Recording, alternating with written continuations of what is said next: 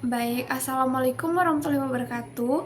Perkenalkan, nama saya Nelda Zaira Madani dengan NIM C1C024116. Nah, di sini saya akan mempresentasikan materi mata kuliah perpajakan 2 yang berjudul PPH Orang Pribadi dengan dosen pengampu yaitu Dr. Wirmi Eka Putra SE MSI.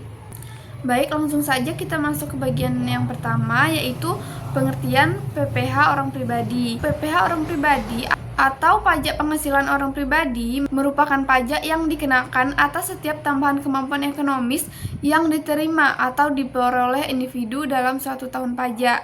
Nah, ketentuan ini tuh berlandaskan Undang-Undang Nomor 36 Tahun 2008 tentang pajak penghasilan yang telah mengalami perubahan melalui Undang-Undang Nomor 7 Tahun 2021 tentang harmonisasi peraturan perpajakan atau UU HPP. Nah, di sini kita masuk ke subjek pajak orang pribadi. Dalam hal ini dibagi menjadi dua, yaitu ada subjek pajak dalam negeri dan subjek pajak luar negeri. Adapun subjek pajak dalam negeri yaitu yang pertama ada orang pribadi yang bertempat tinggal di Indonesia. Ini dibuktikan dengan kartu tanda penduduk atau KTP. Kemudian yang kedua ada orang pribadi yang berada di Indonesia lebih dari 183 hari dalam 12 bulan. Kemudian yang ketiga, orang pribadi yang dalam 1 tahun pajak berada di Indonesia dan mempunyai niat untuk bertempat tinggal di Indonesia.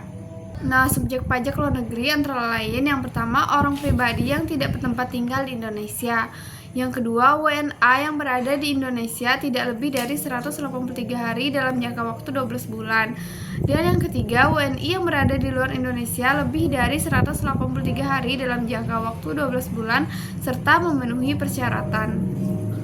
Nah, di sini kita masuk ke jenis-jenis objek pajak penghasilan orang pribadi, yaitu terbagi menjadi 3. Yang pertama ada penghasilan dari pekerjaan. Nah, itu tuh termasuk penggantian atau imbalan atas pekerjaan dan jasa yang diterima atau diperoleh. Kemudian hadiah dari pekerjaan atau kegiatan. Dan penghasilan dari usaha atau pekerjaan bebas.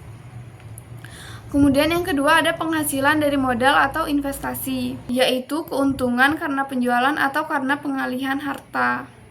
Kemudian yang ketiga ada penghasilan lain-lain, itu tuh dapat berupa hadiah atau undian, penerimaan kembali pembayaran pajak yang telah dibebankan sebagai biaya, dan pembayaran tambahan biaya pajak. Selanjutnya kita masuk ke norma perhitungan penghasilan neto.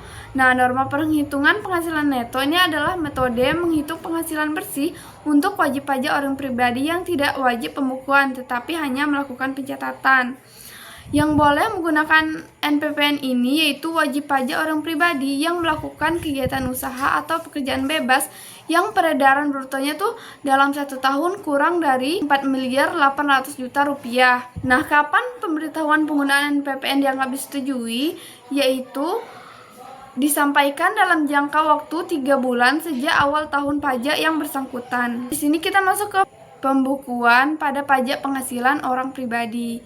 Nah, pembukuan itu merupakan proses pencatatan yang dilakukan secara teratur untuk mengumpulkan informasi keuangan yang mencakup harta, kewajiban, modal, penghasilan, biaya, serta transaksi lain yang berhubungan dengan kegiatan usaha wajib pajak. Pembukuan dalam perpajakan ini tuh memiliki tujuan utama, yaitu yang pertama ada menyediakan dasar untuk menghitung penghasilan neto sebenarnya.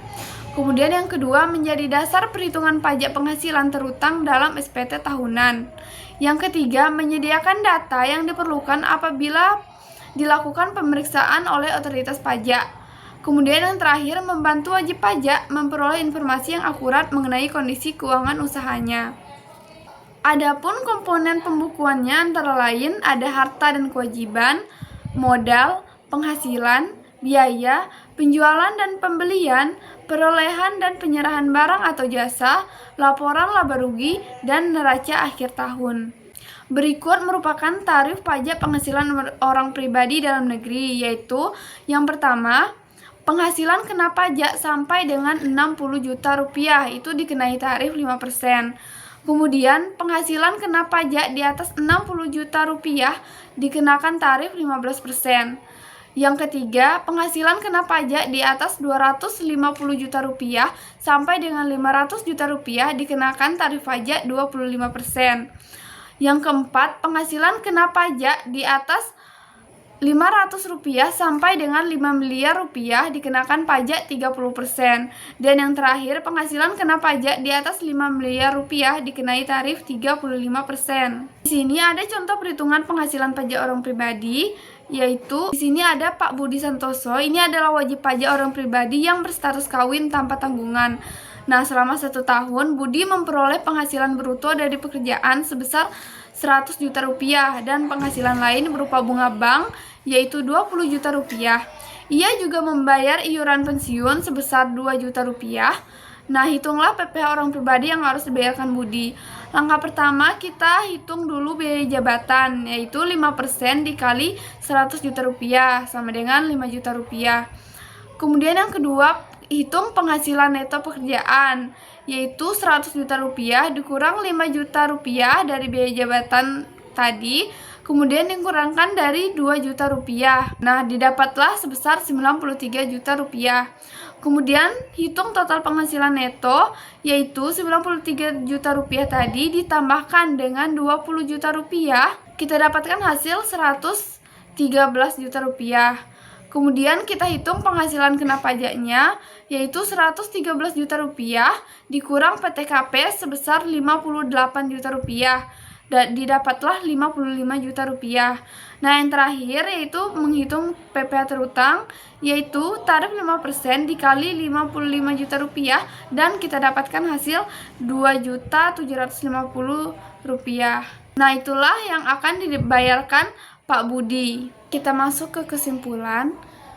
Kesimpulannya, pajak penghasilan orang pribadi merupakan kewajiban perpajakan yang dikenakan atas penghasilan yang diterima atau diperoleh individu dalam 1 tahun pajak. Wajib pajak orang pribadi ini tidak dapat menentukan penghasilan neto melalui norma penghitungan penghasilan neto atau dengan menyelenggarakan pembukuan sesuai ketentuan yang berlaku. Pembukuan yang disusun secara tertib dan akurat menjadi dasar perhitungan pajak yang sah, memudahkan pelaporan SPT, serta mengurangi risiko sanksi administrasi dari otoritas pajak. Baik, itu saja materi dari saya. Saya akhiri dengan Assalamualaikum warahmatullahi wabarakatuh.